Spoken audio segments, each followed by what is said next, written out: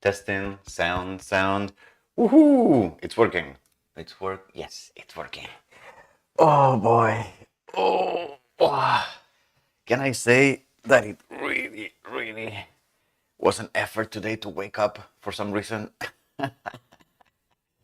I think I woke up on some kind of lazy mode this morning. Oh, and I still haven't drunk my coffee, so I'm still lagging through this.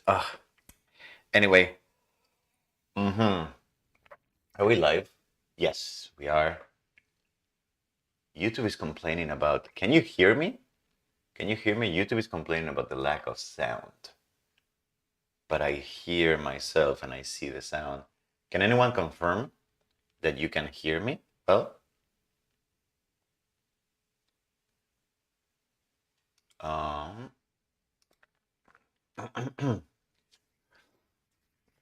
right. Okay. The sound is perfect. Okay. All right. So I guess we can start then. 3, 2, 1. Hello. Welcome, everyone. Pleasure to be here as usual. My name is Jose Luis. If you're new to the channel, this is Parametric Camp. We do live streams on computational design. We record tutorials live in the company of beautiful and smart people, and then we edit them and we publish them as playlist, courses, seminar, however you want to call it. Hi, Richard, and it's been a while. Good to see you. And Drillon, thank you for your note on Discord. I was actually like, wait, he's right. There's like something about this that is not. So you're right. I may have taken for granted that the offset of any point to the other three is always the same, but it looks from your example that's not true. So, I mean, I should have probably thought that a little more through, but you're right. There should be a better way to calculate the global offset of the 4 points. Although, well, the video was not exactly about that. It was mostly about previews, but that is just I'm not happy that that solution is not complete as such. So maybe for future videos, but it would be nice, Dylan, if you can, that you add a comment to the video and that you note that idea so that other people who watch the video can actually relate to the concept. Anyway, how Kit Young? I'm not sure if we've met before, but good to see you. Same for Kalunga Aje from Brazil. Boa tarde. How is everyone doing? Okay.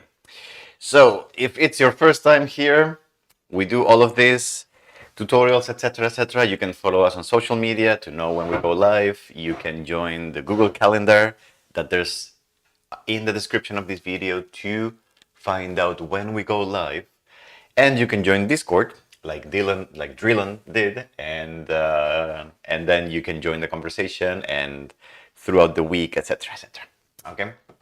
Now, what are we doing today? Today we are continuing with the series that we've been recording for the past months, for the first few months. Oh, I still haven't fully woken up, I think. Today we are continuing with the playlist Advanced Development in Grasshopper. And what are we going to do today? Today we are going to... What are we going to do today? We're going to do icons. We're going to learn how to... Hey, Joe from Tennessee. We're going to learn how to add icons to the components so that they show up nicely. We're going to do a few examples. And then we're going to talk about data structures in Grasshopper components. Because when you do native, if you want to create data trees and stuff, it's a little different than when you do data trees in C# script components. So we're going to take a look at that. And also probably error handling. We're going to do a little bit of error handling as well. And I think with that, we probably have like a full day ahead of us. So that's going to be it. Any questions? Any comments? Oh, okay, so while you're thinking or while you want to share some of your thoughts, I'm going to start making myself a few components, a few icons, I think, because we're gonna have to show them on. We're gonna have to show them. So, all right. So we had the project, which was here. This was the parametric cam Grasshopper plugin that we were working on, and we had add numbers. We had an add numbers. That was it. Okay, so what I'm going to do is I'm going to open Photoshop. I'm going to open Photoshop and then I'm going to make myself a couple icons. Yeah, that's from a lecture that I was preparing. Okay, where are my toolbars? Where did they go? What happened to my toolbars? Oh.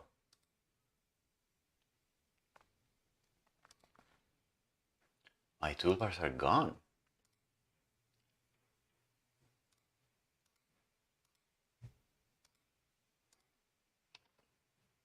Yeah, well, okay. I don't know what happened. I think I killed the essential toolbar.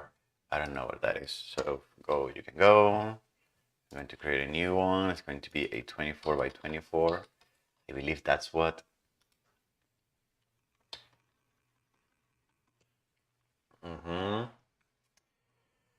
Uh, event handling though. Event handling, at some point we will, but I don't think it's going to be part of this series right now.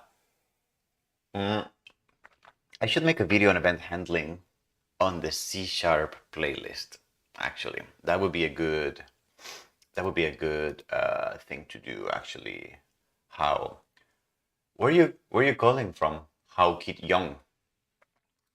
Okay, so I was here, and I don't want this background. I want a transparent background. Okay, and then I want here, what I want is a plus sign of sorts. So you're going to see me use Photoshop live, which I haven't used in a century. So what is the rectangle here? Rectangle tool. Okay, and I want black. Where is the color? Okay, so I want black, and I want to do something like this.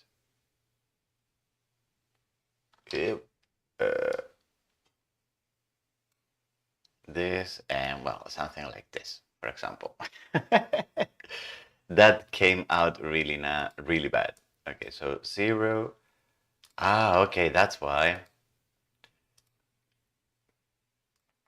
Okay, so let me delete this. So I'm going to make one rectangle. How exciting it is to join a live stream where the person is just doing Photoshop, right? You thought we were doing computational design, huh? Oh boy. And how about this?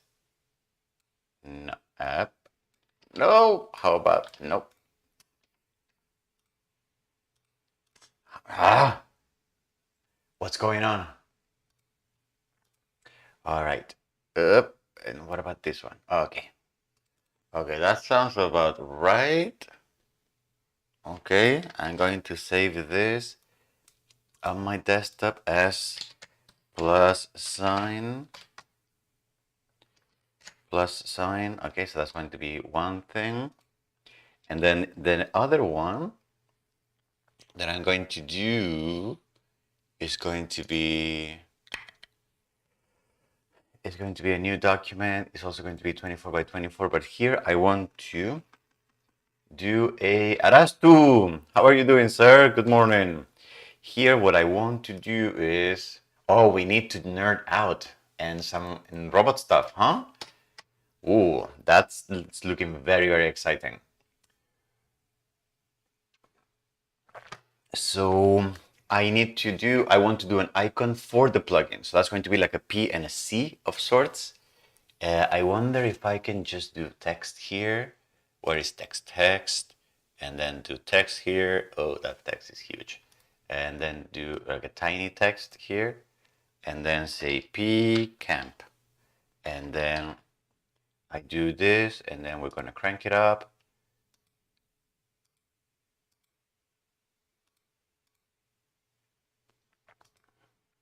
I'm going to do this, and perhaps I'm going to do it bold. Exactly. And then we're going to center this. I can do a little bigger, probably. Nope, not that big. 20, and then the lorem ipsum can go.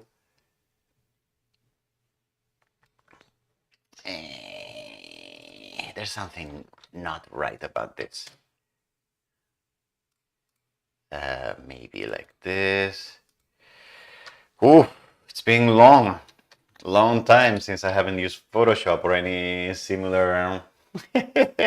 So I hope you forgive me, or you are patient enough to stick with me. Okay, so pc.png.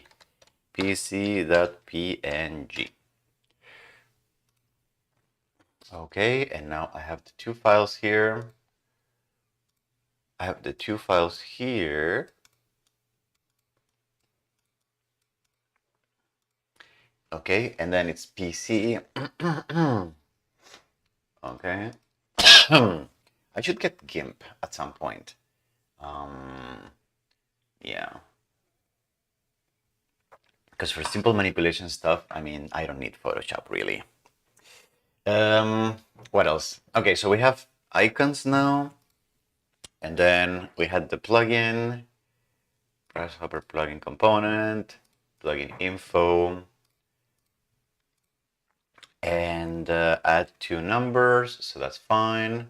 And then I'm going to show, I'm going to open Rhino, and then I'm going to show the plugin that we are doing.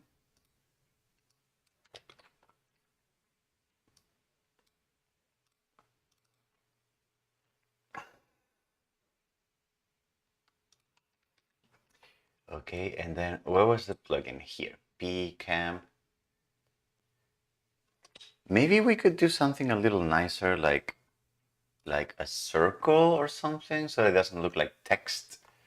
I wonder, but parametric cam, we don't really have a logo, really. Anyway, it's fine, whatever. So where was I? So I'm gonna take the previous example, whatever we did in the previous example, because in the previous video to this one, we did our first component, which was adding two numbers together, and we ended up in this. Oh,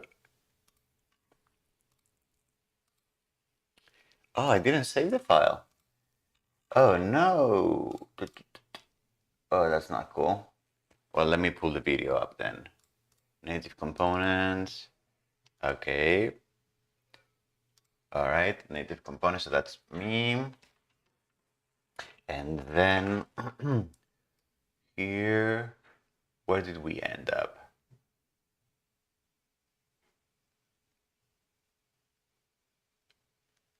Adding two numbers together. Adding two numbers. There you go. Okay, so I have to get something like this. So that's going to be just this, and then a panel. And I can probably like full screen this, and then number A, and then number B. Okay. Beautiful.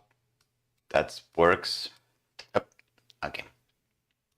So now for the icons video, what I'm going to do is, hey Rafael, it's been a while, good to see you. So what we're going to do is, I'm going to start by saying, okay, this is very nice, but it looks really empty here, it's not cool, and look at this. So in this video, we're going to learn how to add icons to our components and to our plugin. That's going to be what we're going to do, and then I'm going to show Photoshop and how I did this like really basic icon. It doesn't, and I want to talk about how it's saved as a PNG. That's important because we need transparency. And then I'm going to talk about how to add that as part of the component and as part of the Yes, and I have to remember how to do the plugin one, which I don't remember right now. Okay. All right, so I guess we can start then.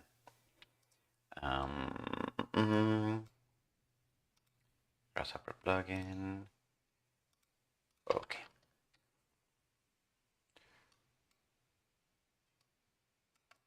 Okay. All right. Don't worry, Rafael. It's fine. Like we always, life gets in the way of things, right? Um, there's someone else from Brazil on the chat. I think it was Kalunga as well. A lot of people from Brazil. Nice community. Alrighty. So, okay. So let's start.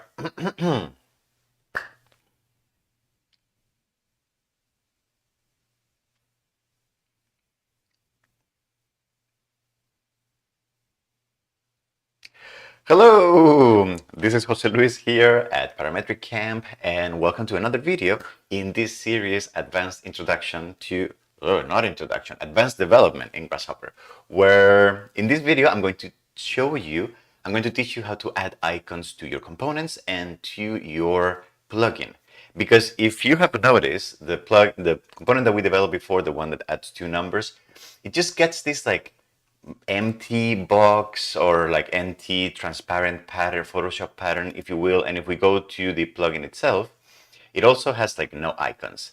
And that's kind of sad because as soon as we start adding more icons, all of them are going to have this empty icon, which is not nice. And what it is nice is to have a full plugin that has icons, and because if we're working in such a graphics heavy environment, icons are really good for memory. I think, at least I think so. I'm actually a big icons person. That's why I always have them like this on my screen. But on top of that, when you have a lot of plugins in your Grasshopper, you can have them in two ways. You can have plugins that have the name as a tiny tab, but you can also right click on Grasshopper and say display them as icons. And if you display them as icons, you get this nice icon representing them, which is very nice because as soon as you start adding more and more plugins, keeping them by name is just, there's not enough room. So adding some kind of tiny icon like a joystick or like two grasshoppers or a pufferfish or whatever is also really nice for visual effect. So I'm going to teach you in this video how to add both things, how to add individual icons to each one of your components, but also how to override this default text, this default letter, and add your own icon to the icon tab. So what I've done is offline, I went ahead and I went to Photoshop and I unbrushed my graphic design skills and I made myself two icons. One is going to be PC, which stands for Parametric Camp, which is the fantastic name that I'm giving this plugin. And then the other one is just this simple plus symbol, which is going to be the one that I'm going to implement in the component that adds two numbers together. Now, you don't have to use Photoshop. There's free open source alternatives such as GIMP or many others. So for really simple image manipulation like this, you can use online tools, etc., etc. Now, what's important is that when you design your icons, the way Grasshopper uses them is that you need to make sure that the icons are 24 by 24 pixels. That's as of this recording, that is the standard size of Grasshopper icons. I believe that for Grasshopper 2 that will change and there will be a better resolution available for that. And so that's one thing. And the other thing is that it is convenient to save these icons as PNG files with transparency.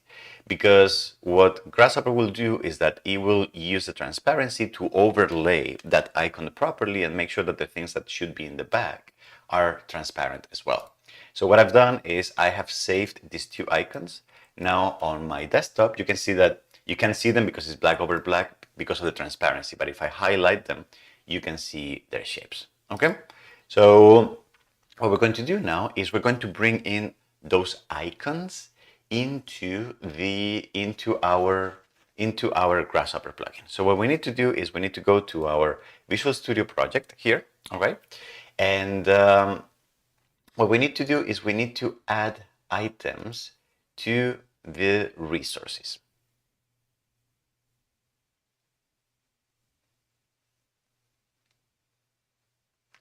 I actually forgot how to do that.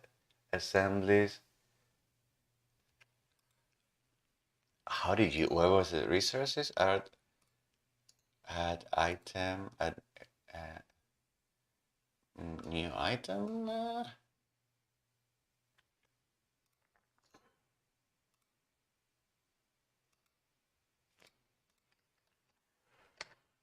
Huh.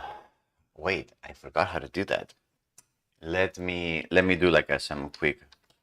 Let me do a quick googling. Oh, this is embarrassing. Create resources files for add resource bitmap to C# project. Embedded image resources project, add existing item, properties. Okay, so it will probably look something like this. So I have this. I add the resources folder. I copy these two things here. And then I probably just add existing, it's showing up here. And I'm just probably going to add existing items, right? These two, all files, these two here. Okay, well, that is redundant. These are still here. And how did I add them as a dependency, as a resource?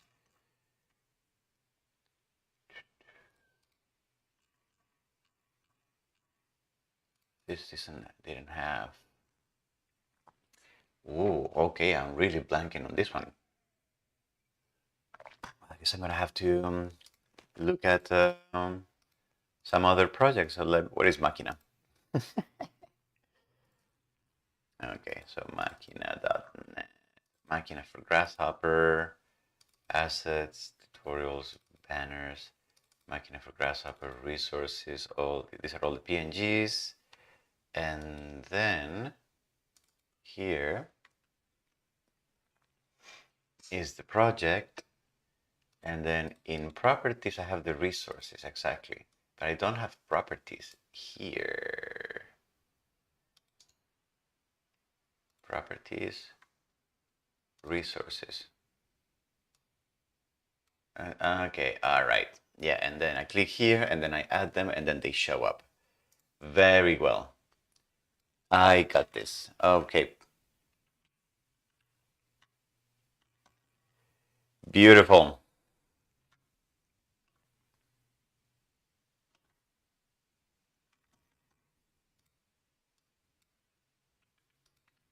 Okay. I'm going to remove this. This is going to go exactly, and then this is not going to be needed in here, and then this can go as well. Okay. Beautiful. Yes, exactly. That's also doable.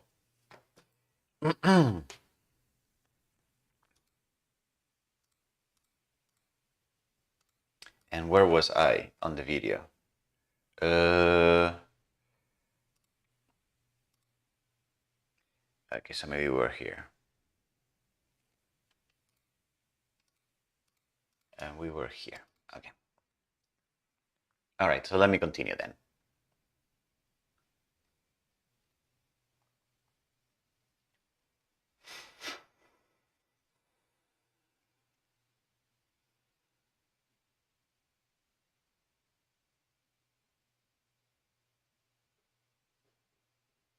The way we're going to do this is the following. So we have our Grasshopper plugin component, our Grasshopper plugin, all right?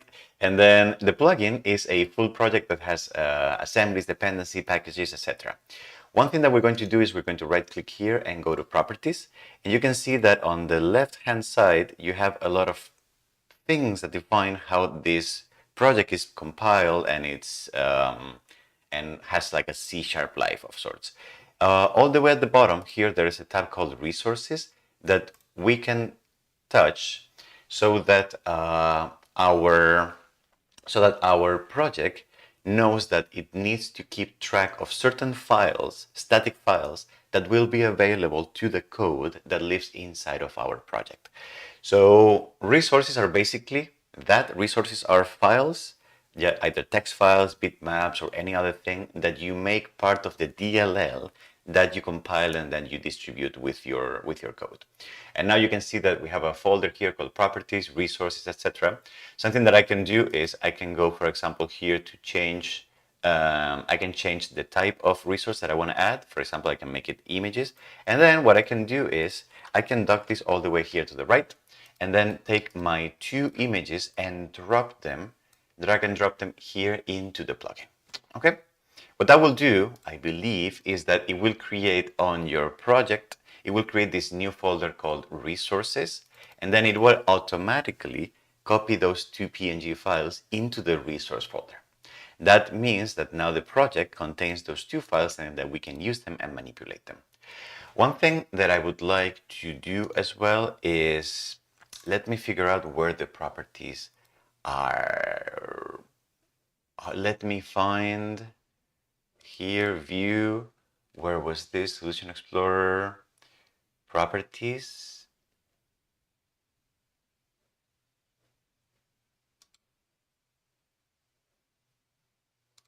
Here, properties.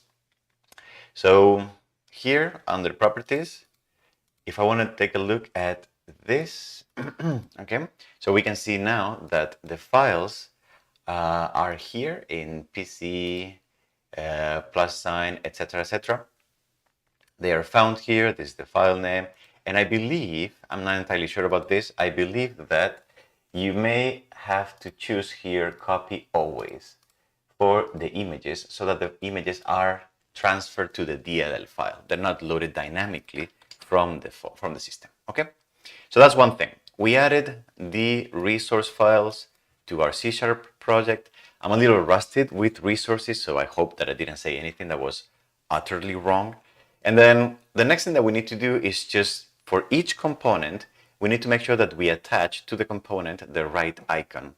So how does that work? Well, the way that works is that I'm going to scroll down all the way down to the override that is called icon. And in this override, what we can do is, if you look at, for example, the template that came with Grasshopper, you can see that here, and for the icon, right now it's returning null, but this override, what it does is it gives us a way to define what is the icon that the Grasshopper component should take in order to display it on its face. And as you can see from this explanation, it has to be a 24 by 24 pixel image, and we pick it up from resources. So how are we going to do that? So what I'm going to do is I can just write here properties and then find the resources namespace, and then here you can see that now magically almost I have these 2 names, PC, which is parametric cam, that's the 2 letters, and the plus sign as a resource. All right, and you can see that they're already formatted as bitmaps, which is very nice.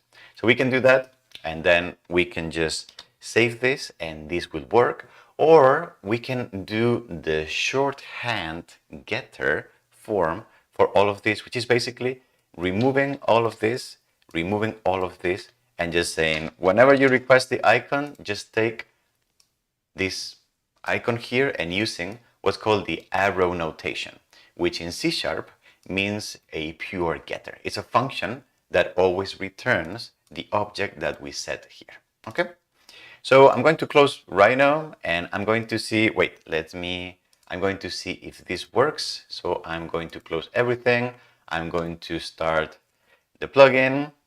And because of how we linked things together before, we should now have this, and then I can open Grasshopper. And then Ta-da! Oh, Grasshopper open on my other window. And then if I go here, you can see that, what? It has this really bad icon, really poorly designed. But it does have an icon, okay? So now I can add two numbers with this ridiculous icon on the center, okay? Beautiful. So you could now, and we may actually do, for all the components that we develop for the plugin, we may actually do icons for them, okay?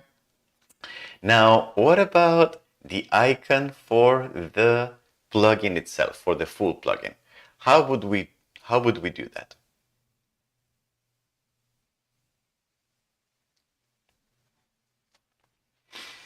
All right, and I need to try this one as well, because this one I also don't remember. I think here in plugin info, here for the Grasshopper library, I can just do properties, resources, and then PC.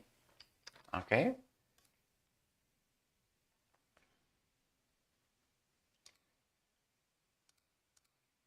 Is that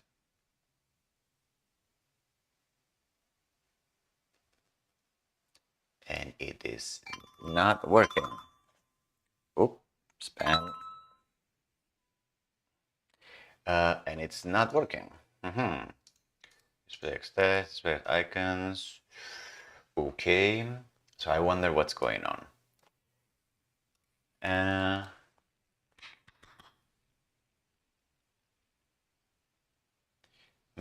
So let me take a look at how I did this in Machina Grasshopper info.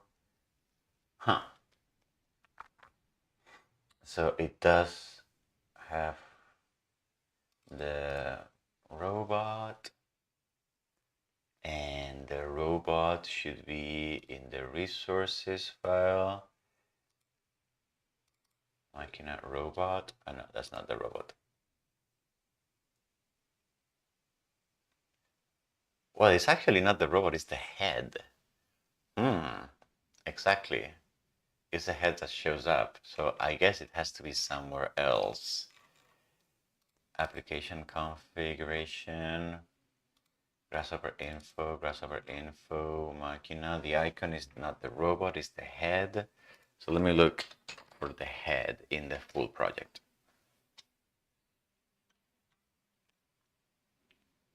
Okay, and then, but that's the resource designer, that's not what we want. And this is not the header that I'm looking for. Machina head. Here in tab properties.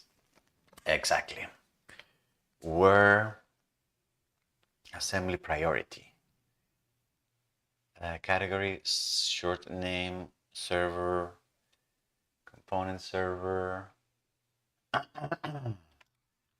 So I'm just going to link to this.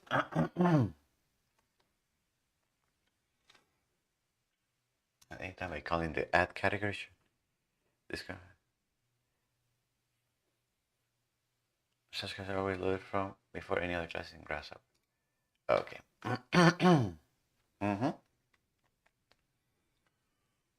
Okay.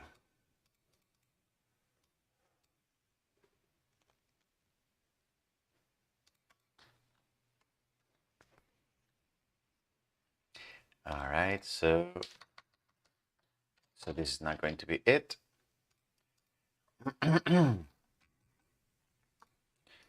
Okay.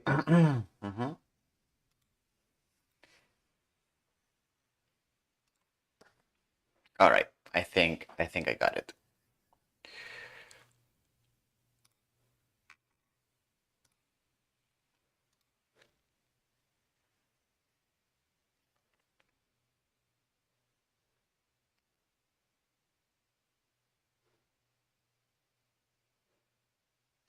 The way we're going to do this is that we're going to follow David Rutten's advice on how to create icons for and other properties associated to a particular plugin. What he's recommending in this answer, which will probably be posted as a link somewhere in a card or will be here on the description of this video, is that basically, there is this Grasshopper assembly priority class that we need to inherit from and create a class that calls the add category short name, symbol name, and category icon properties from a server object that we can load in that library and we in that class. And the way that works is that because David Rotten says that any class that inherits from assembly priority will be loaded before anything else in a plugin.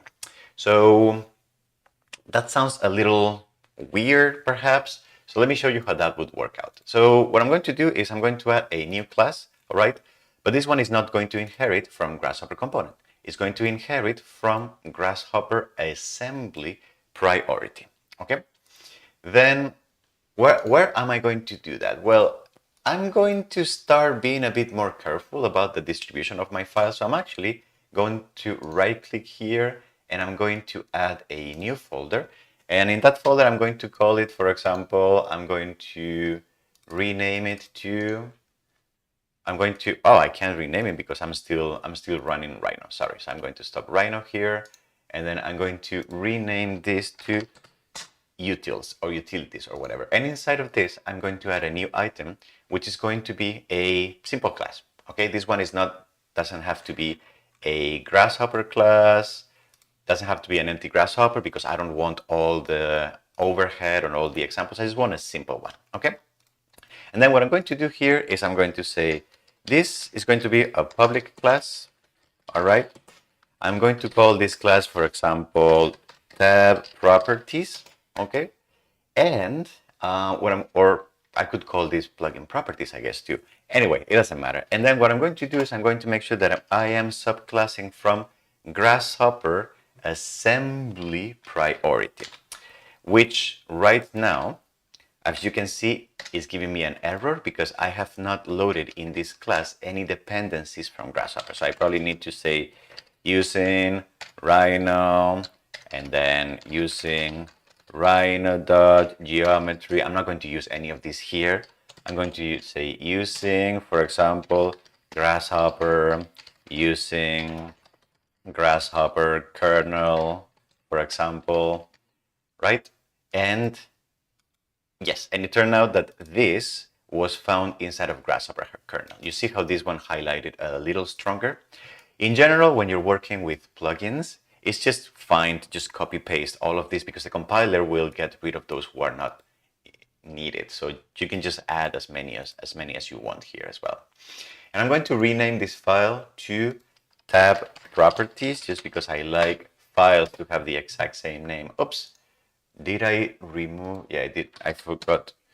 I removed the extension. So it has to be tab properties.cs. Okay, so we have this. Okay, and what we need to do here is that you can see that tab properties is not implementing this inherited abstract member called assembly priority load, whatever. What that means is that because I'm inheriting from this class, what it means is that my class needs to implement at least this function that is part of the abstract definition of assembly priority. So I'm going to basically implement this function and it already gives me a template for the override that I need to do. And then inside of this function, what I need to do is I need to do all that stuff that David was suggesting in his post. So first of all, I need to get an instance of a component server.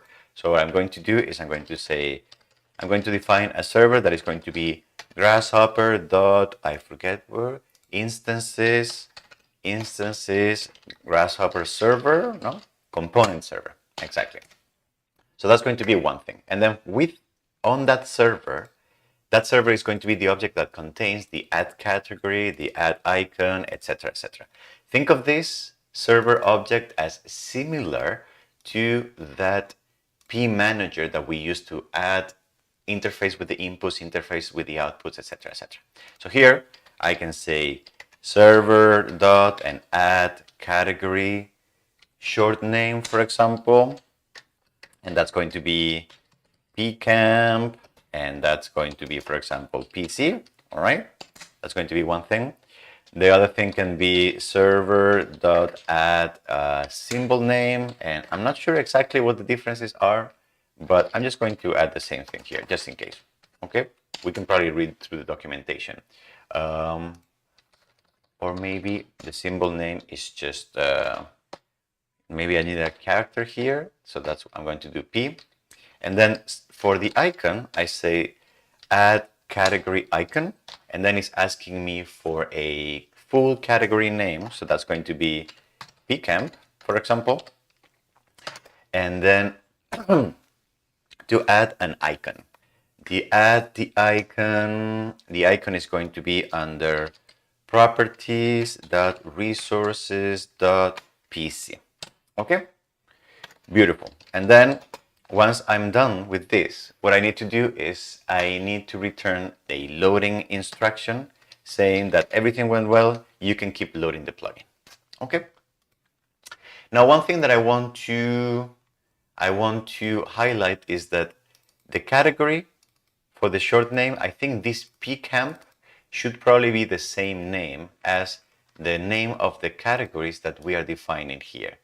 So I think this, I'm not sure what I'm saying right now, but I believe this PCamp name, the one that we use for the categories, must be the same of the one that we say here. In case our plugin is defining different tabs or different categories, or we are adding component in different places, we can override, or we can add different short names or different symbols for different tabs. Okay.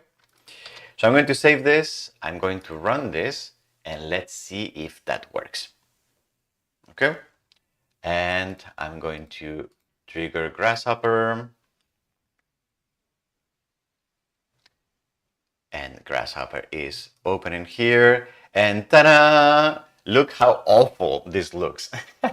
It looks terrible. But at least we have PC now. We have the tiny icon that I designed, and we still have the component with the icon, etc., etc. So we are ready. And we can use color here. I'm using black, but we can use color for this. We can use color for this. There's no reason. I should have probably used the parametric cam red, right? Can I do that? Let me do that for a second. I'm going to do that offline.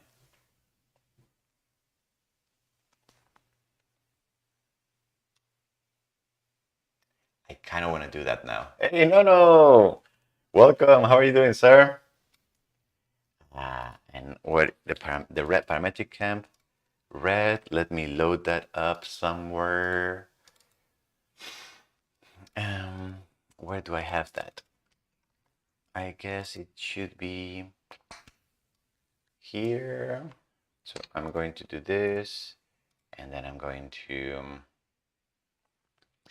draw rectangles here and rectangle here. Okay, and this is going to be PNG. It's going to be what was it? What name was it? Plus sign. Okay, so that's the plus sign. And I'm saving this, and then PCamp.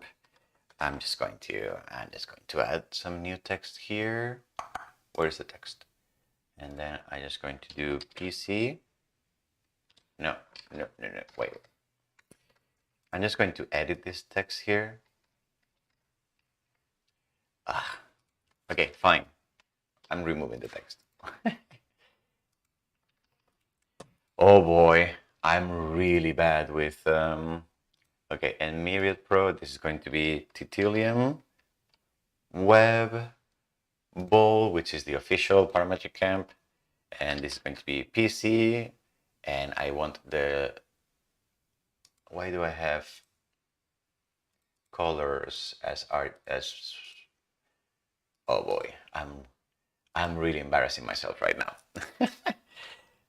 So I want this to be 247, 48, and 25. And this is going to be PC. Okay, right, very good. And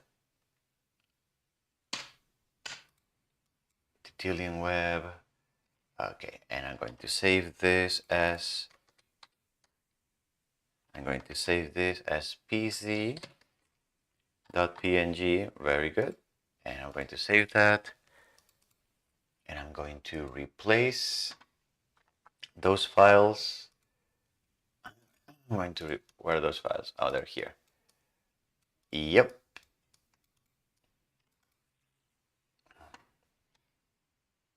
Okay. All right.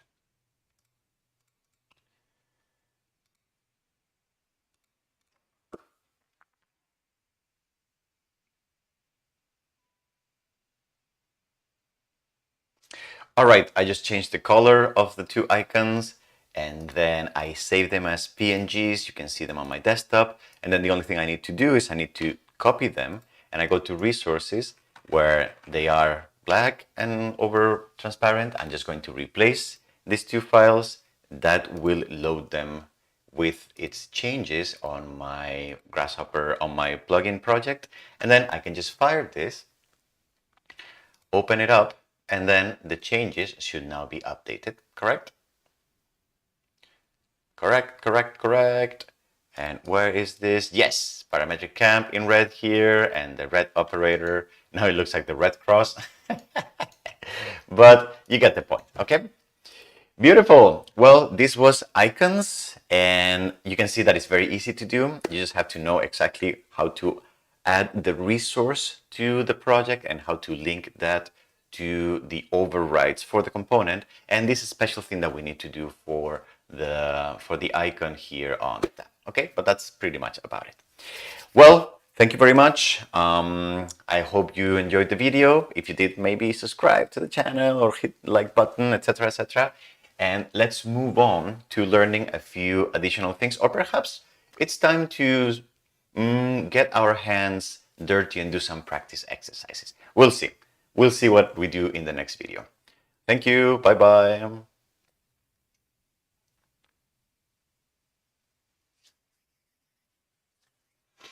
Alrighty. Okay, so what are we doing on the next video? In the next video, we are doing practice. Oh, we're going to do exercises. Yep. We are going to take some of what we did. We're going to do a few exercises to add things together just to practice. And so what are we going to do? I don't want to save any of these. I want to close this. I want to close tabs, add two numbers, and resources, we're good. Let me open, now where are we? Let me open the parametric camp. So what I want to do now is I want to take some of the prototypes that we did in C# scripting, and I want to implement them. I want to implement them in native. So I want to go back to the files that we did. So that would be performance, not performance, we don't need this. Where are those files? Oh, zip. Where are those files? Performance, Remote Sharp Custom Displays. Here, maybe.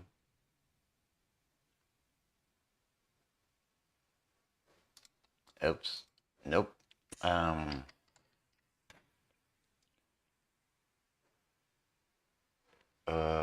Okay. So custom displays, and then Grasshopper.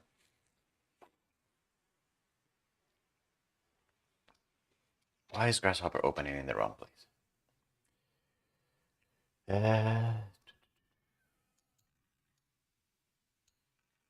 Oh, no. Oh, I need to go to the exercises. Okay. Preview components. There you go. So here, open file, and then preview components.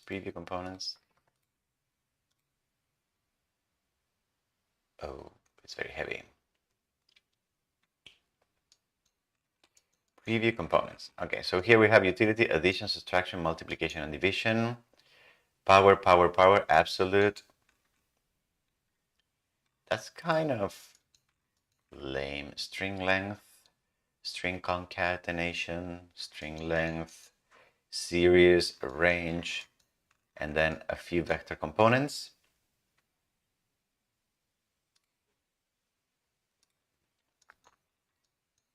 We can do vectors probably. So arithmetic. So what are we going to do?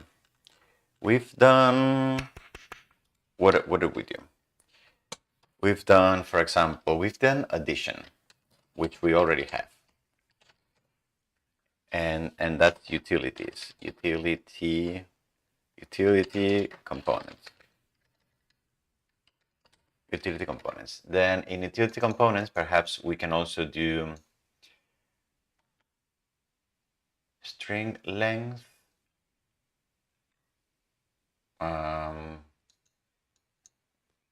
We can also do, for example, what are we going to do? We're going to concatenate two string concat, which is going to be also from utility. And this is because we want to do a different type of input. Different input type. So that's going to be that. Then we're going to do string length, string chars. This should be called string chars, for example. We're going to do string chars. And as a way of outputting a list. No. For that, we can actually do just range, I think. A series. We can do series, for example. Series outputting list. I have utilities. And for example, and then as a way of outputting a list. So that's one thing. Or we could do range, which takes in an interval, which is kind of interesting as well. Or a series, we can do a range, outputting a list, interval input, outputting a list. I'm just writing myself some notes of the things that I want to say when we do this practice exercise. So for vectors, we can construct a vector, deconstruct a vector, vector 2 points, plane. Well, that's kind of boring. Line, pointed grid. Oh, and this is an output of tree type. That's interesting. So we could do that, I believe. We could probably do that. Hi, Kaushik, Fernando. How everyone? So maybe we can do a vector, just as a way of outputting a new data type, vector. Vector, for example, construct vector. Construct a vector. We can add two vectors, set vector length. Why am I not vector tweening? Or vector cross product, and this one is a bit more interesting. But we haven't done error handling yet, so we're not going to do tweening.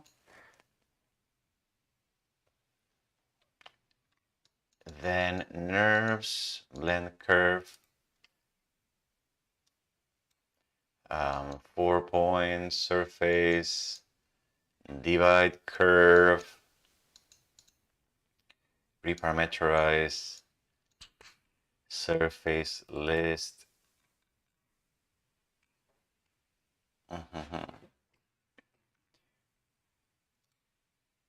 Divide surface list, divide surface stream, divide curve, points, parameters, divide the curve. Divide the curve could be interesting. For nerves, we're going to do divide the curve.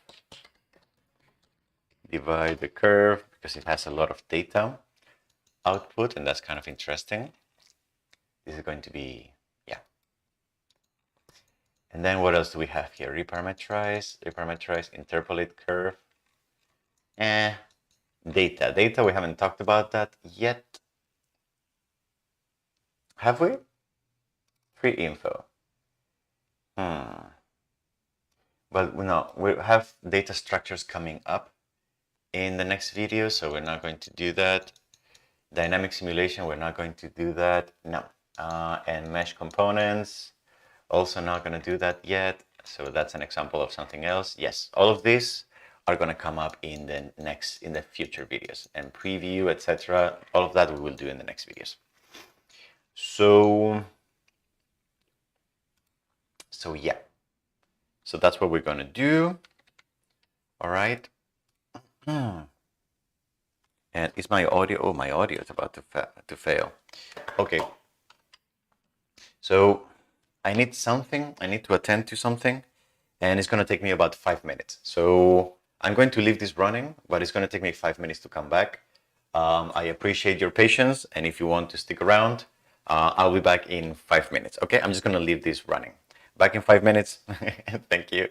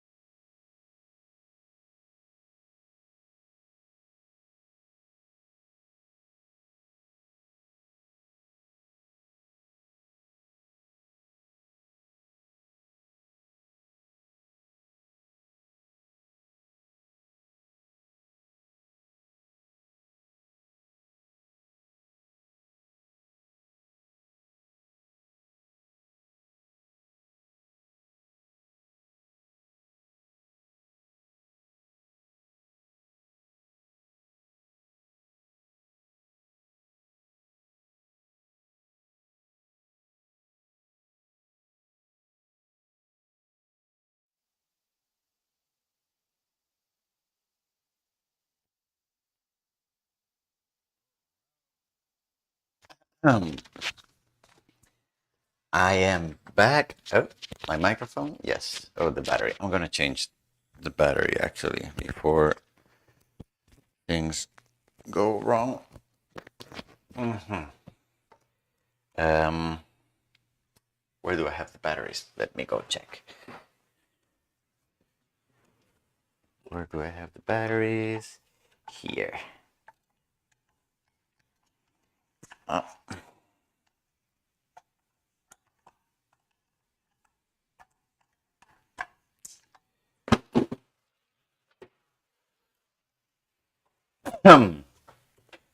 Okay. All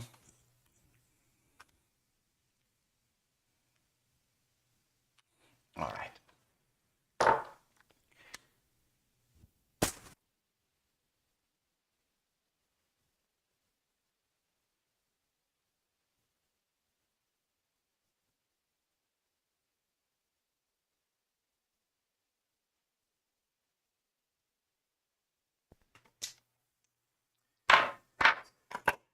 Okay, are we back? Yes.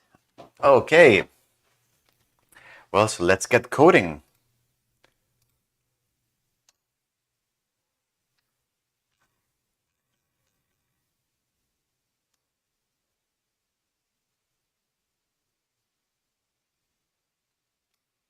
Okay, so let's get coding. Beautiful. So we said we have addition, we're going to do string concatenation, we're going to do a range, a series. Perhaps we're going to do a series because I mean it's interesting. We're going to do series and a range.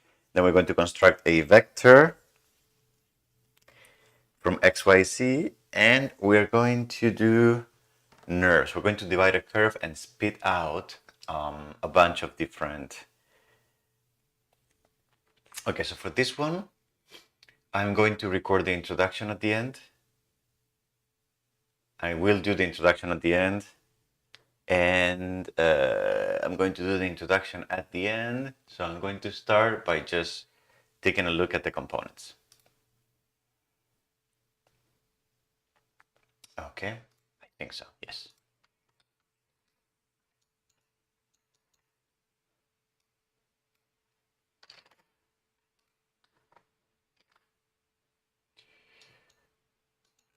And previews.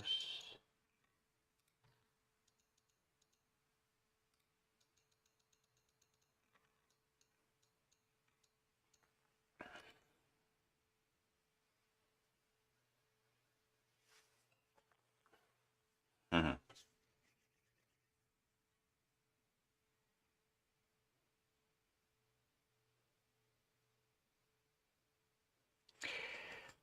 All right, so let's get started. If you remember, what we did in previous exercises was we had this large file that we were using to prototype all these custom components that we wanted to do by prototyping them by using C# script components. So what I would like to do over the course of these videos is to take some of those examples and port them to native implementations so that we can see how that process works. And if you remember, we did for native, we've already done addition, which was basically just taking two numbers and adding them together. So I'm going to do a few. I'm not going to do all of them publicly in the series. I'm just going to do a few that I think are interesting to introduce new concepts. And the next one that we're going to do is going to be string. It's going to be a string concatenation, because I would like to show you how to take how to take different types of inputs and different types of outputs. And perhaps we can also do length as an output of that component. Anyway, so what I'm going to do now is I'm going to close. Oh, no, I'm actually not going to close. Or what I'm going to do is I'm going to, well, the algorithm is pretty straightforward. I don't think we need to copy this. Anyway, so what I'm going to do is I'm going to close Grasshopper. I'm going to go back to my plugin. And one thing that I would like to do before we move on is that, first of all, at this point, the Grasshopper plugin component, the one that came as a template with the plugin, is not going to be useful anymore for us. So what I'm going to do is I'm going to just delete this file from the project, okay? Because we already know everything we need. We don't need any more sample files. And the other thing that I would like to do is that because we're going to very soon start having many different components in many different categories, as we have done with the prototypes. We had utilities, we had vectors, we had nerves. So I would like to also start having buckets of code inside of my project of sorts. And the way to do that is by using folders. So for example, if you remember, in Grasshopper, addition, strings, etc., all of those, we were calling them utility components. So I'm going to then create here in the project, I'm going to create a new folder that I'm going to call utility components, for example. And then I'm actually going to drag and drop the add numbers one inside. Okay. And then now I have these folders that I can use to set different groups of components, if you will. That will have nothing to do with how they will show up in Grasshopper. If you remember, they show up grouped depending on which names I give the components in the constructor. And actually, instead of operators, I'm just going to change this. Oh, maybe it's called operators. I don't know. Now, let's just be consistent. Utilities. Let's be consistent with what we did for the prototype. Okay. So utilities is going to be that. All right. So I think we're ready to now do string concatenation. So similar to what we've done before, I'm going to right click on the folder. I'm going to create a new item, and that item is going to be an empty Grasshopper component that I'm going to call, for example, a string concatenation component. All right. Beautiful. So if you remember, I'm going to dock this here on the side so that I can have both things side by side.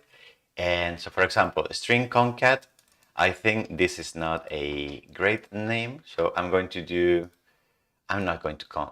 to dock them side by side because it's very difficult. So string concatenation, that's going to be the large name, string concat. That's going to be the short name. This concatenate two strings, and then the category is going to be PCam, and the subcategory is going to be utilities. All right, beautiful. The next thing is registering the inputs. Remember, we used the pmanager object, and then here we used the function to add whatever data type as an input. So for example, because we're going to concatenate strings, I think we will need to do add text. Text is how Grasshopper refers to strings. The string name is going to be string A, nickname is going to be A, description is going to be first string to concatenate, and then the parameter access is going to be item. So we're going to take one unit at a time. And then I'm just going to copy and paste this and change it to B, and then second string to concatenate, etc.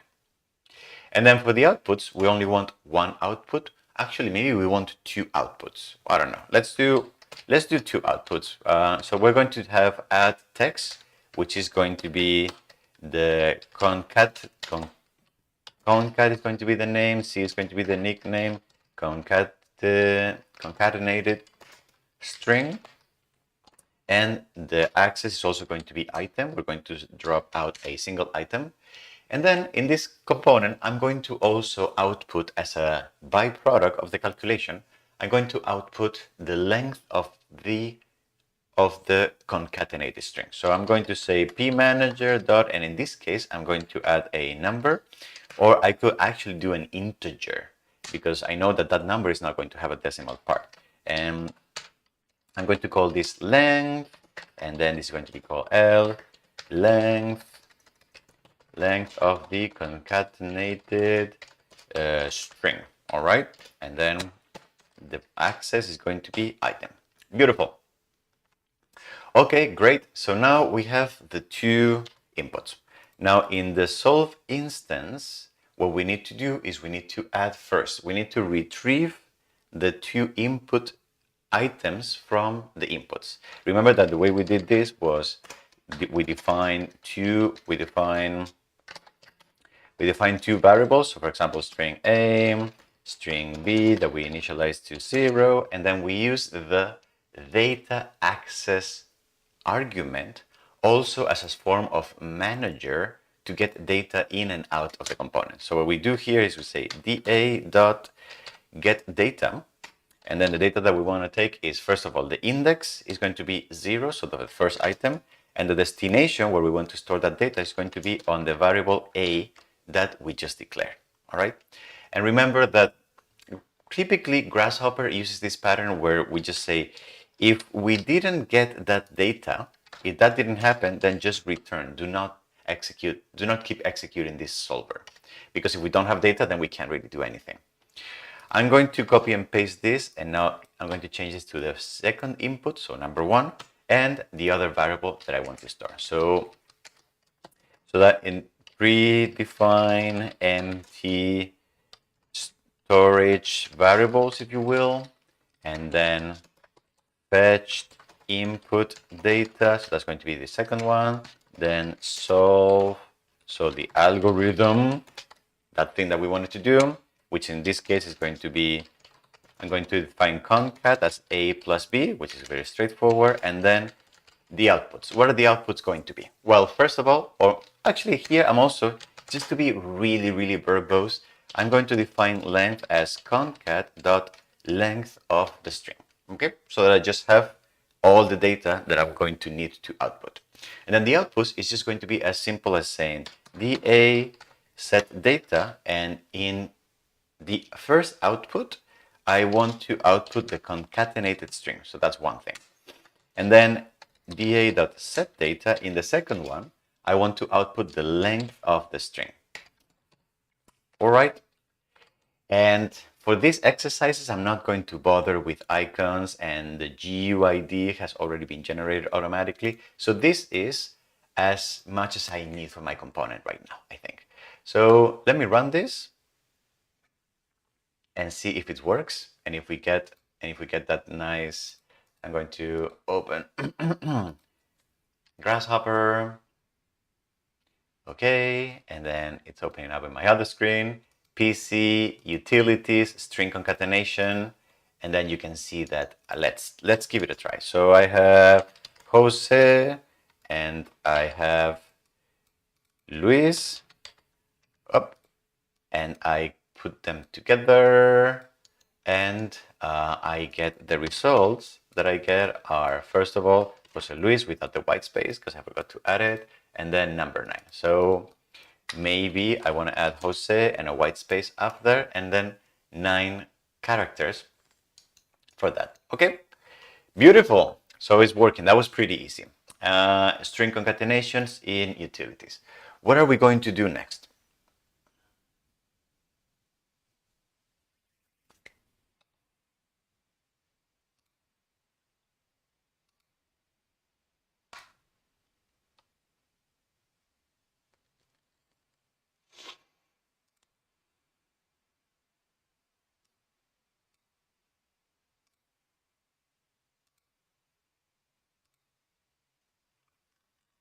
Hey, Said, how are you doing? Okay, oopsies. This failed. No. Okay. All right, so we're going to save this. Source not found. I don't know what this is. Okay, so I need to stop Rhino. Okay, so I'm going to stop Rhino. And I am going to open Rhino and take a look at here.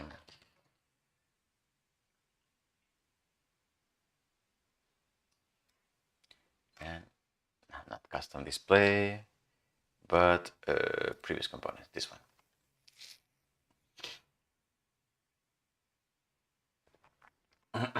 Hey, Andres, you were hiding in the dark. Okay.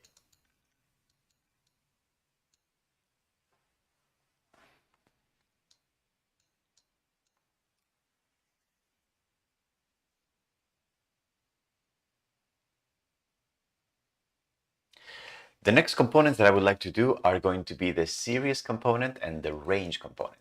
And I think this is going to be interesting because it's always great to refresh, like using a for loop to design a sequence of numbers, etc., etc.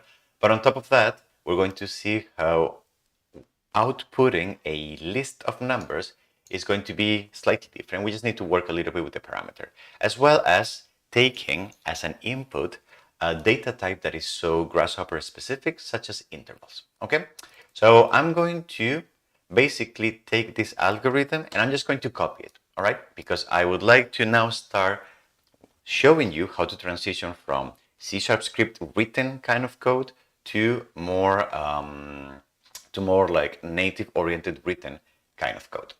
So, all right, so we're going back to string concat. I'm going to add then a new item. The new item is going to be an empty Grasshopper file that I'm going to call series component, okay? And same thing. So we're going to start with, it's going to be called, the name is going to be series, the nickname is going to be series, create a numerical series, and then category is going to be PCam. Remember that name needs to be the same for all of our components, otherwise they're going to land in different places. And then the tab is going to be, the category is going to be called utilities. This component, if you remember, it takes S as the, the starting value, N as the number of values or the difference between them, and then C is the amount of, which is very confusing. I never, and S and C. Okay, so let's define those parameters then. So pmanager dot add, and then we're going to add a number because the starting value can be whatever. So start, and then S, first value in the series. Okay, and this is going to be of the type item.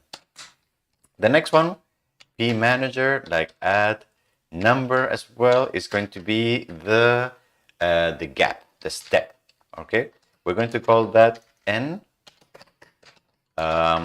Step size between numbers in the series, and then this is also going to be an item. All right, and then last but not least, I'm going to add here an integer, integer. I keep mispronouncing that. I'm going to add an integer because the amount of numbers in the series needs to be a number with no decimal part. So number of elements in the series.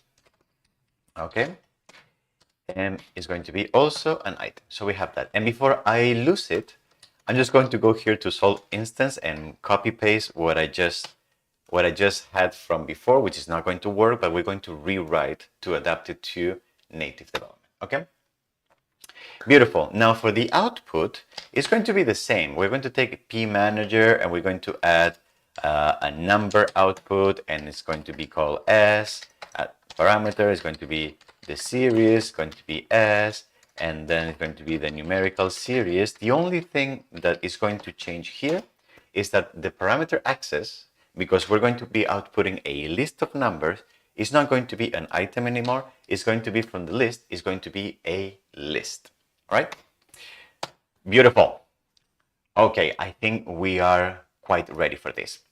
So now if you remember from string concatenation, we said, first of all, we predefine empty variables to store inputs. So that's going to be double is going to be start, and which we initialize to 0. Double is going to be step, which we also initialize to 0, and integer count, which we also initialize to 0.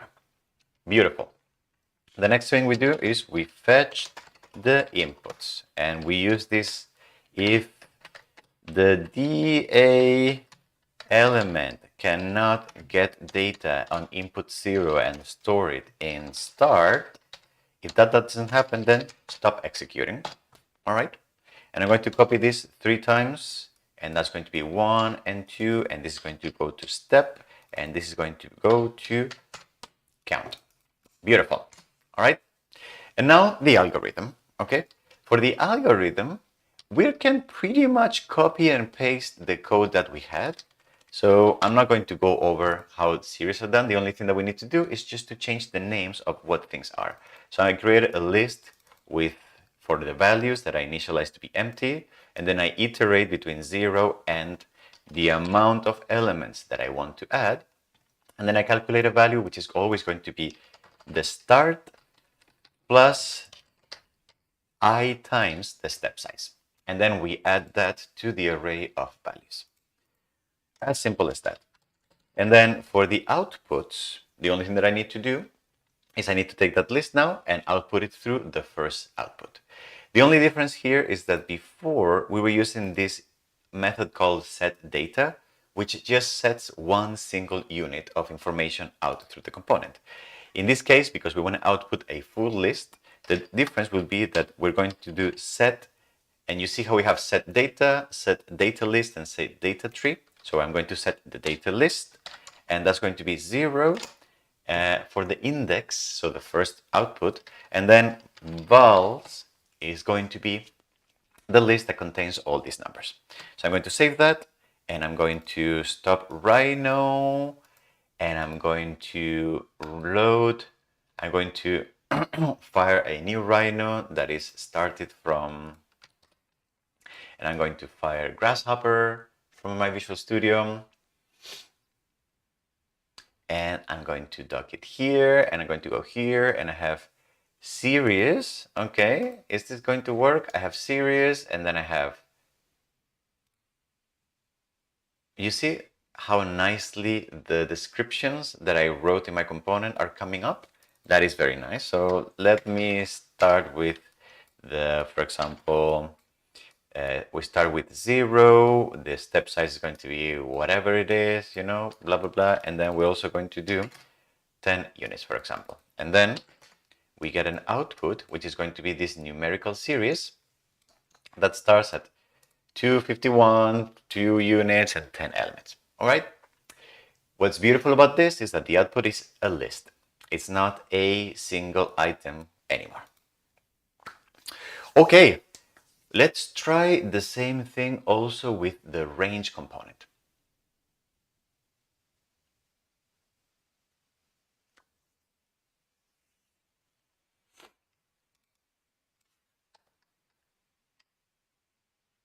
Okay.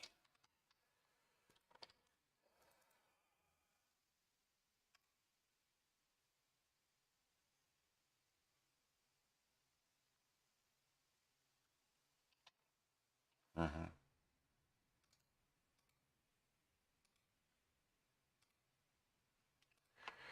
Okay.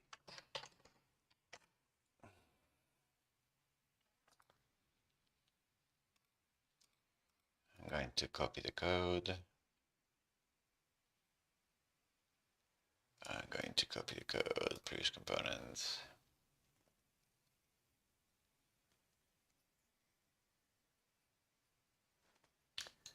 Okay. Range. It's going to be this one. Okay.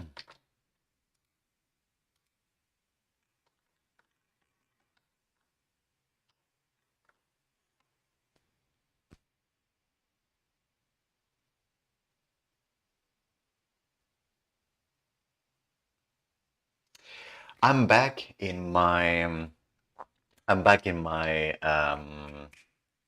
oh boy.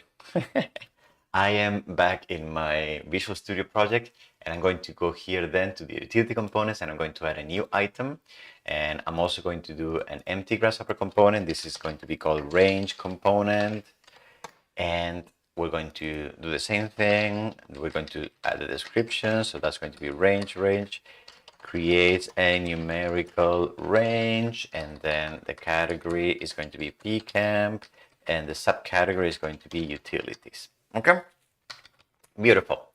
For the range component has two inputs. One is an interval, that's the first one, and the second one is a number with is an integer. It's an integer, right? Because it's the amount of steps or amount of divisions. Okay, so I'm going to say pmanager dot, and then I'm going to look for add interval. You see, there's a one-dimensional interval here. So the string name is going to be domain, and then D is going to be a numerical domain for the range, for example. And it's going to be of the type item. Okay, the next one is going to be pmanager.add, and then it was, I think I said it was an integer, right? So I'm going to say integer parameter steps, and that's going to be S, for example, number of steps to divide the range in, for example, and the parameter access is going to be item. Beautiful. And then last but not least, the output is going to be pmanager.add number parameter, because they can have decimal part, and I'm going to call this range, and I'm going to be R, and this is going to be the numerical range, and then the output in this case is not going to be an item, it's going to be a list, because it's going to be a bunch of different numbers. All right. Okay, then for the instance, we go again. This is a little tedious because there's a lot of stuff that needs to be done, but yes, so empty collection variables. So that's going to be an interval. Okay, so that's going to be the domain, for example, which I'm going to initialize to a new interval. Actually, I don't think I need to initialize this one. I forget. Let me just try. And then an integer, which is going to be steps, which I'm going to initialize to 0.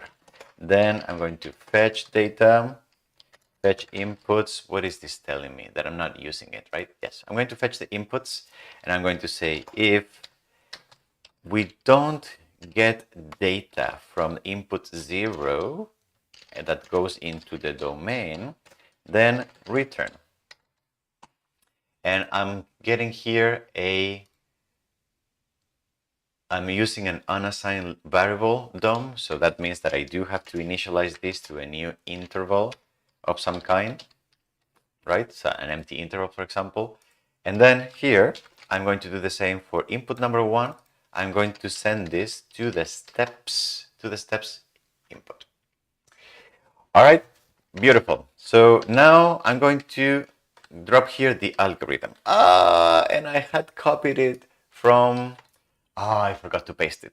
Okay, so let me go ahead and copy the algorithm from the component.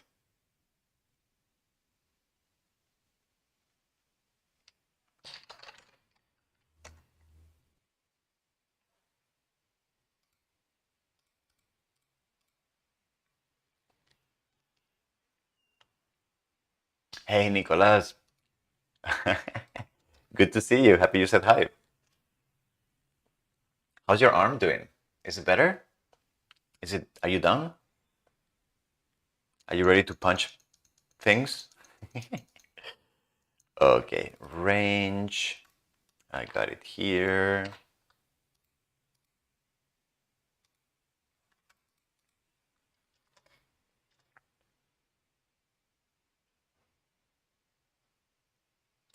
And I just copied the code from the prototype that we did in C# scripting, which I'm going to paste here. And as you can see, I need to just basically rename a few things. So first of all, we're calculating the step, which is going to be the end of the domain minus the beginning of the domain divided by the amount of steps that I want for this. And then here, I'm going to have steps plus 1, and then this is going to be the start of the interval, domain 0, steps, and adding those values. All right. And then, as we did before, for the outputs, the only difference is that instead of using set data, I'm going to use set data list. So set data list over output 0 using values, the list that I just created. Okay. Let's give it a try, see if it works. I'm going to load this, and I'm going to load Grasshopper. And I am going to load this, and you can see that I already have range here, and range is asking me for a domain, for example. I'm going to construct a domain that is going to go from 0 to 1, probably. Yes, 0 to 1, and I'm going to subdivide it in 10 steps. So that would give me a numerical range with 10 subdivisions or 11 elements. Okay, beautiful. This is working.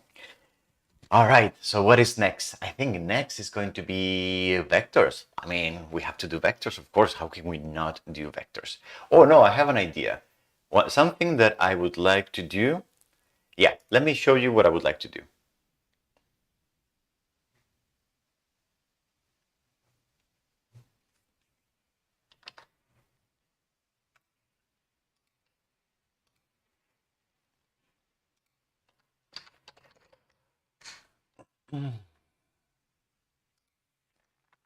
I need to restart because if I load files from the Rhino instance that gets loaded from Visual Studio, it has all the debugging tools, etc., that are attached with Visual Studio, and then it just fails for some reason to load.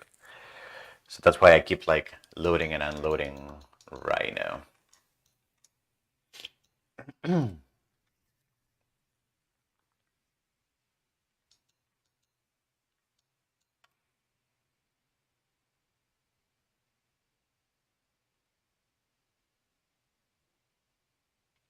Something that I would like to do before moving forward is that if you remember when we were prototyping our utility components, we kind of loosely grouped them in kind of arithmetic, string manipulation, numerical sequences. We had like this kind of 3 large buckets that we used to store them.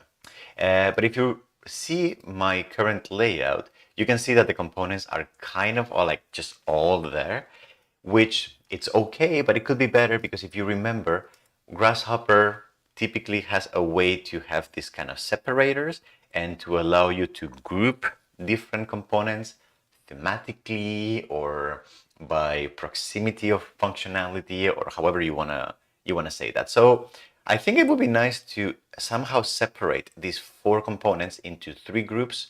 This one in arithmetic, these 2 at the very end as numerical sequences, and this one for string, especially because whenever we have the whole thing done and finished, it will be nice to have them like stratified by functionality.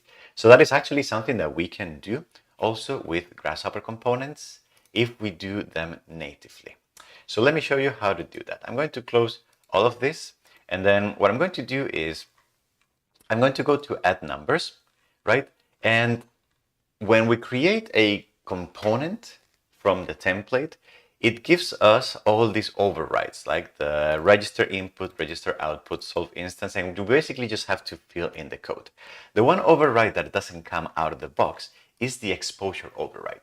We've seen this in previous videos, but the exposure override allows you to have a component show up or not show up on the tab, but it also allows you to customize which bucket the component shows up within the expandable category. So instead of saying whether the component is hidden or not, you can choose if the component is primary, secondary, tertiary, quaternary, etc., which means whether if the component is in the first bucket, in the second bucket, in the third bucket, etc. So for the add numbers, I'm going to choose primary because I want all the operators in one large bucket. I'm going to copy this. I'm going to go to string concatenation and I'm going to add this somewhere out after the solver. And instead of primary here, I'm going to choose secondary. So that's going to be the second bucket. And for series and for range, I'm going to add a ternary. So these are tertiary. They're both going to go into the tertiary group. All right. And as I do that and I save all this stuff, I'm going to start Rhino again, and hopefully the components within the tab now are going to be nicely ordered in 3 groups. Let's hope, let's cross fingers. Did this happen? Parametric camp, hooray! Beautiful. So you see how now we have add numbers, separator, string concatenation, separator, and the 2 here, okay? Which is great because as soon as we start adding more, it's going to be nice to see them with such separations. Okay, so then without further ado, let's go and do some vectors. And I think the ones that I would like to do is going to be vector. We're going to construct a simple vector.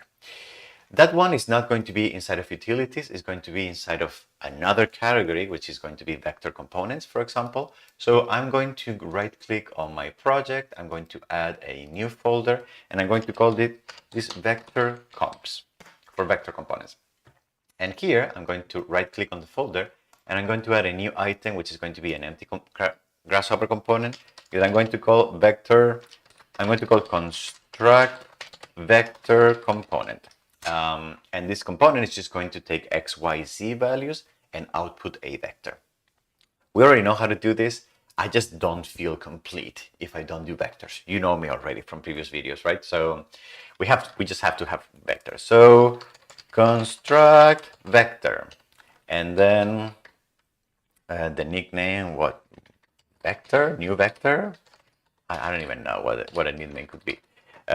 Create a vector from components, for example. And then the category is going to be PCam, but the subcategory is going to be a new tab, that is not a tab, a new expandable, whatever that's called, that is going to call vectors. All right. Now the inputs are going to be 3 numbers, so pmanager.add number, and then x, and then the nickname is also going to be x, and then it's going to be x component, super fancy, right?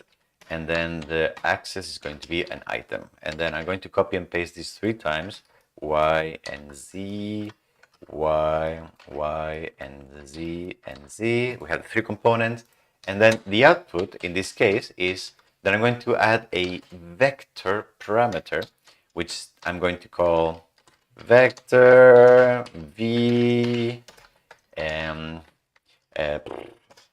vector. I don't really know. Parameter is going to be an item. All right. And then the solver is going to be extremely straightforward. I'm going to skip all the annotations for this one. I'm just going to say double x equals 0, y equals 0, and z equals 0. And then I'm going to fetch the component. So I'm going to say if da.getData for 0 and ref x. If it didn't work, then just return. And I'm going to copy this 3 times. And I'm going to do 1 and 2. And this is going to be y. And this is going to be z.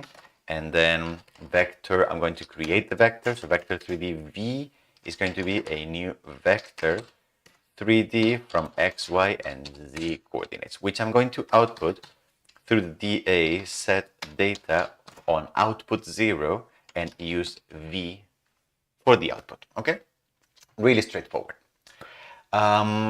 Let's see if this works. What we should be able to see is a new category that is going to show up on our plugin. Okay, having this one component.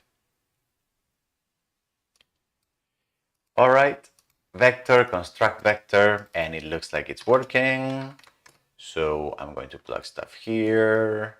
Oopsies, I'm going to plug stuff here and here and here. I'm just being super lazy right now by using the same output. But yes, you can see that we have a vector that it's working. Okay, well, I'm not going to do any more vector components because they're really straightforward, and I don't want to waste time going over things that we already know. Perhaps the last one that I would like to do is divide curve, and let me show you why.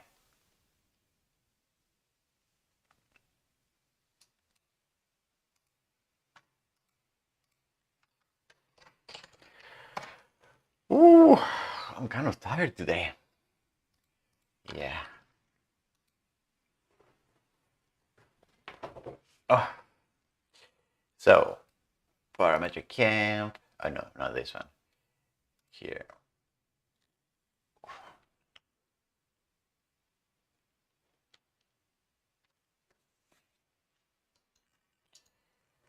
Whoa, whoa, whoa, whoa, whoa. What are we? Where are we? Where are we? A divide. Yes. We take a curve and we divide it.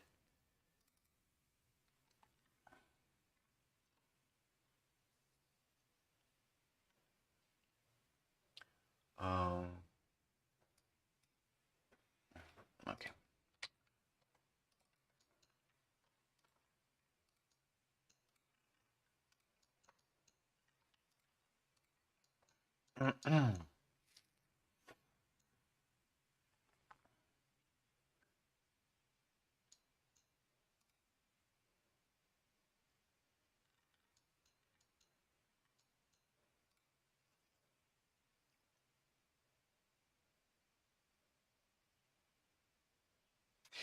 If you remember from the nerves components, we had a lot of nerves operations, but there was this one that was divide curve, and we divide the curve into a bunch of different numbers. What was interesting is that we used a couple different methods to do this, which are very similar to each other actually, but I would like to also reproduce this one because taking geometry as an input requires also customizing the type of the input, etc., etc. And because in a way, this is the first component that is going to be using a bit more of a complicated algorithm that requires a Rhino common, etc., which is going to be basically copy pasting again, but for the sake of completeness, perhaps a more complicated or more advanced geometry manipulation algorithm could be interesting as an example. This is going to be, I believe, the last one we're going to do for this first round of practice exercises. Okay, so so let's go back. I'm going to close everything here. I don't want to go, etc. And then what I'm going to do is I'm going to create a new folder to store these components, which is going to be right-clicking on the project and adding a new folder. And I'm going to call this nerves comps. All right. And then here, I'm going to say add a new item, and then it's going to be divide curve component. And before I lose the copy pasting that I've done, I'm going to go here to solve instance. I'm going to paste the code and I'm going to comment it out so that I can see it and reuse it as soon as I get to this part. Okay? So divide curve. I'm going to and this is going to be div curve, for example. Description is divide curve in segments, for example, in points, I think it was. And then category is going to be PCam, and subcategory is going to be nerves. Beautiful. What is the input? What are the inputs going to be? The inputs are going to be pmanager dot, and I'm going to add a curve components. That's a parameter. So the name is going to be curve. This is going to be C curve to subdivide. That's going to be of the type item. Up. So wait. So just parameter dot item. That's going to be one thing. The other thing, the other input was an integer because that's the amount of steps that I'm going to subdivide the curve in. So pmanager, oh boy, I'm getting tired.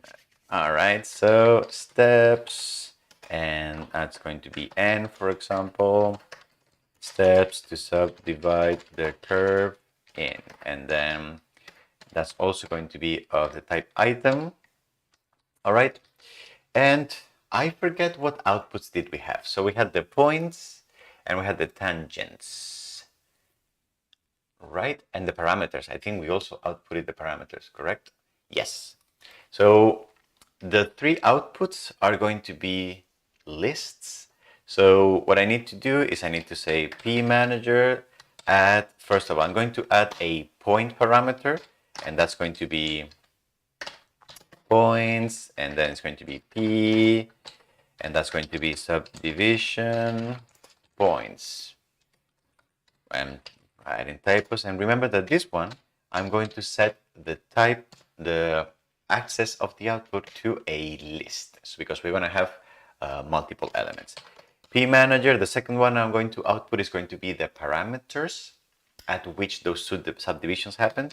So I'm going to say add numbers, and then parameters, and that's going to be t, and then parameter, curve parameter at the subdivision. And it's going to be of the type list. And the last thing I'm going to do is pmanager.add vector parameter, because those are going to be the normals, the tangents, sorry. And then I'm going to say uppercase T, and there's going to be tangent, curve, tangents at the points, for example. And then I'm going to say that this is going to be of the type list. Beautiful. So how are we going to do this? How are we going to do this? Oh, we're going to define inputs. So first of all, I'm going to define a curve that is going to be the one that I'm going to initialize, and then an integer, which is going to be steps, which I initialize to 0. I don't think I need to initialize the curve because it initializes to null by default. And then if I don't get data in parameter 0 that I pass on to curve, then stop executing this solver. All right.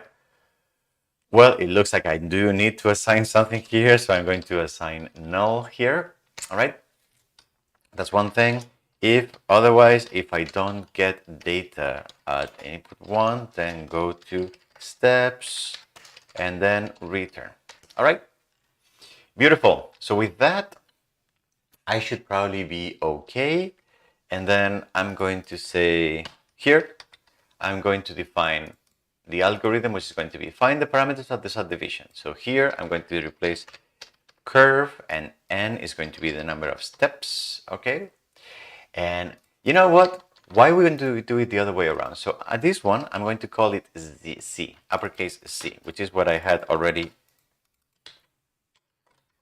uppercase Z. And then steps is going to be uppercase N. And therefore, I have the same notation that I had in my script. So I literally copy pasting is going to work exactly well. And then the outputs are going to be, what are the outputs going to be? So for the points, so I'm going to say da.set data list on the first output, and that's going to be points. And the fact that this is an array as opposed to a list doesn't really matter, because C# knows how to take elements and march them together, take elements that are similar, like lists and arrays, and convert between the two, basically, because they're both enumerable, etc., etc. So set data list for number 1, we said that's going to be the parameters. So I'm going to pass here parameters, and da.set data list, and the output 2, those are going to be the tangents. All right. Okay, let's see if this works.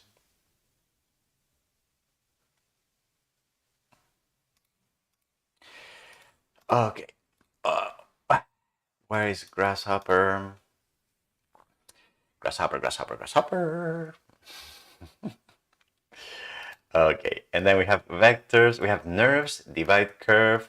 Let me pick up a curve from Rhino. So I'm going to do this, for example. I'm going to pick up a curve that I'm going to load here, and then I'm going to pass here, and I'm going to say 10 subdivisions, for example, and you can see that I get the points,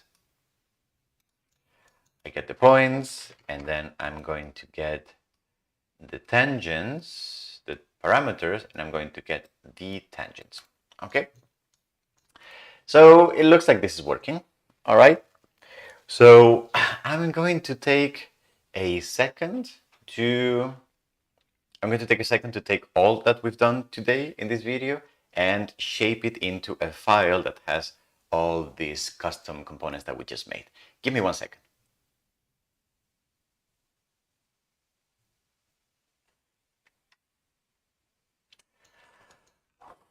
I do need coffee, Said. Very urgently. Okay.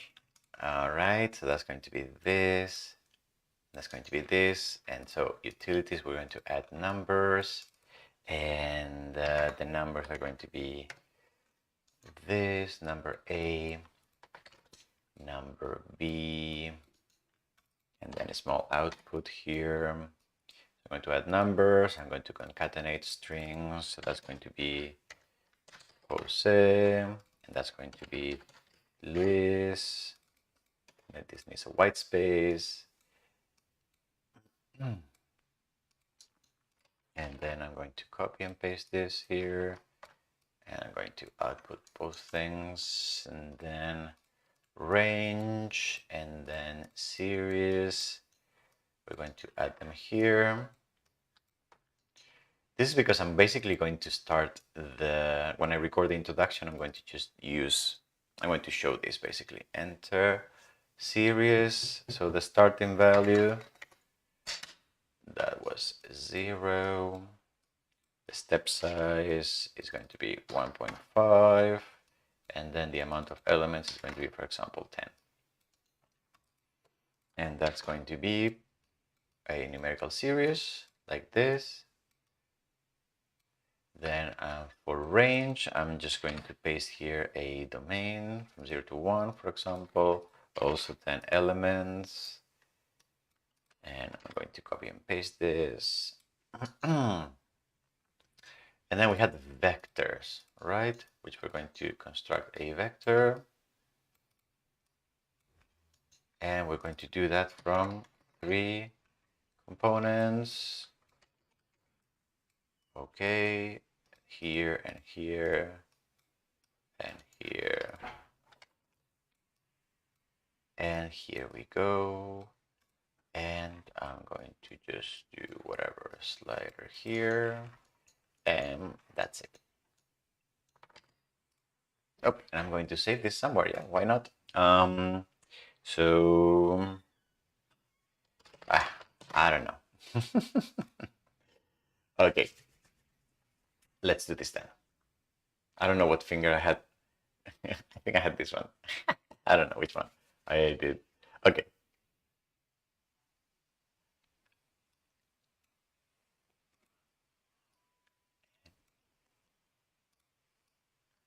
And my OCD is happy now. Wait. About this. There you go. Beautiful. OCD.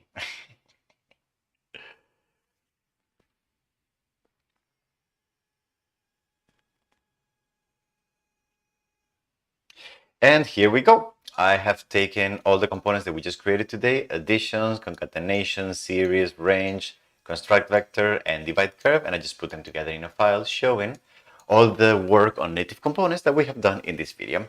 I am very happy if you've made it all the way through. Now we have like a bit more of like fluidity, and our fingers are ready to start like cranking really interesting components with more features, etc. I just wanted to warm up a little bit with the basics. So we're going to now, in the next videos, we're going to see other techniques that we have learned for C# script components and how those would apply to native components, such as, for example, error handling, or data structures like trees, for example. They're handled a little different, or custom pre-visualizations. They're all similar in different ways, but there's like a few things to keep in mind when we do them natively. So thank you for making it all the way to here. I appreciate if you thought any of this was useful. Maybe consider liking this video or subscribing to the channel and all those things. And regardless of that, I will hopefully see you in the next videos in this series. Thanks a lot. Bye bye.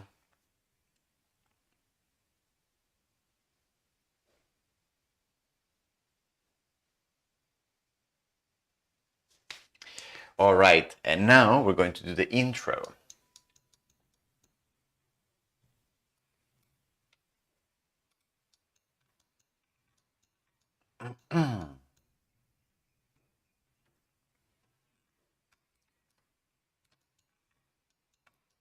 Okay.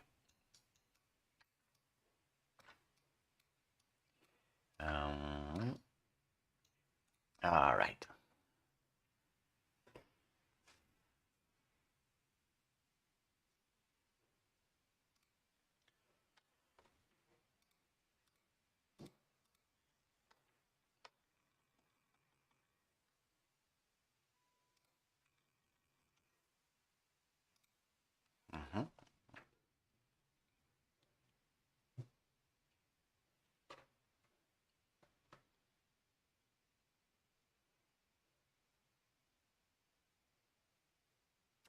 Hello, this is Jose Luis here at Parametric Camp, and welcome to another video in this series, Advanced Development in Grasshopper. For this hands-on video, what I would like to do is I would like to take everything that we have seen about basic development of native Grasshopper components, and I would like to just practice. Starting over again. We are starting over again. Let me save this because there's something I want to do. Starting over again.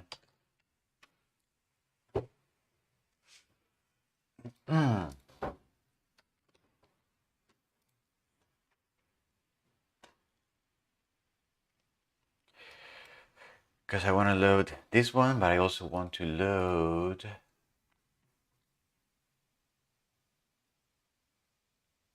this one.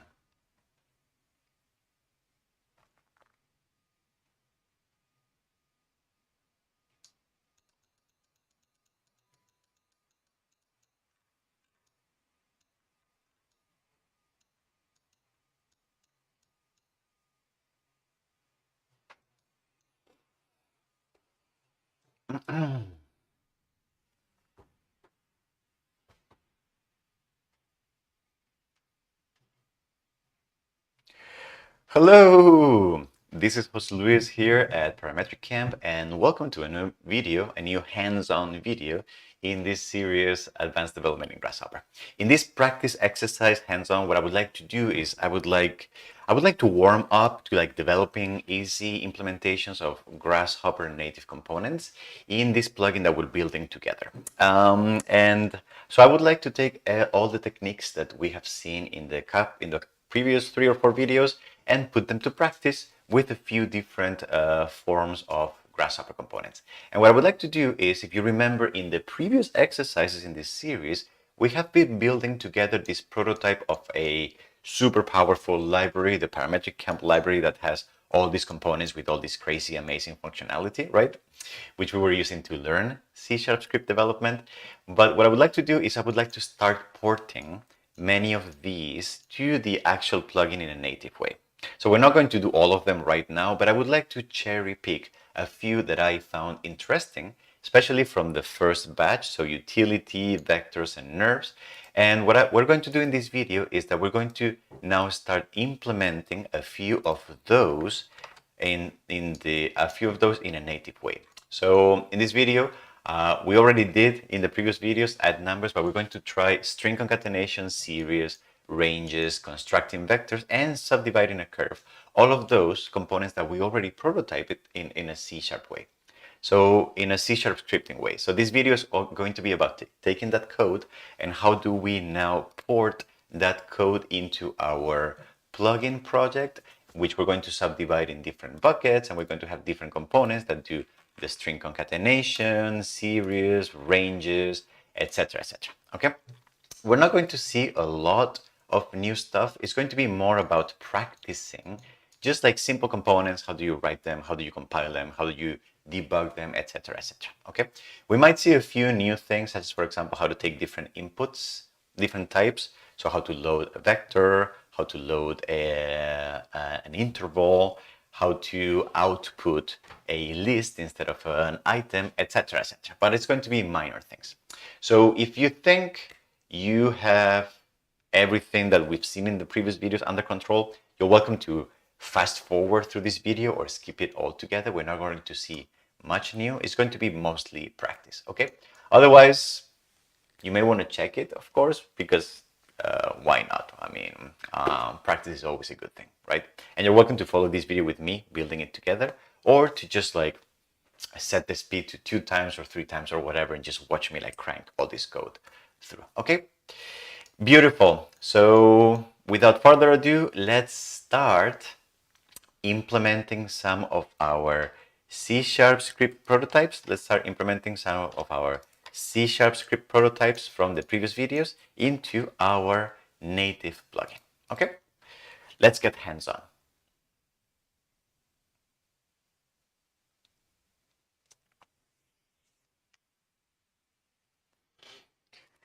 All right. Okay, folks, I think that was it for today. And I actually cannot hang out because I need to go. Because I have some. I need to be somewhere. I need to be somewhere 5 minutes ago. So I cannot. I'm already super late for something. Okay. Thank you very much, everyone. It was a pleasure, as it usually is. More and better next week. And also, this was live stream number 98. Remember that I have a surprise on in stage for the 100th live stream. We're going to do something cool. I'm going to bring guests in, so it's going to be super interesting. Okay, and it's going to. You should not miss it. All right. Thank you very much, and I will see you very soon. Bye bye. Thanks.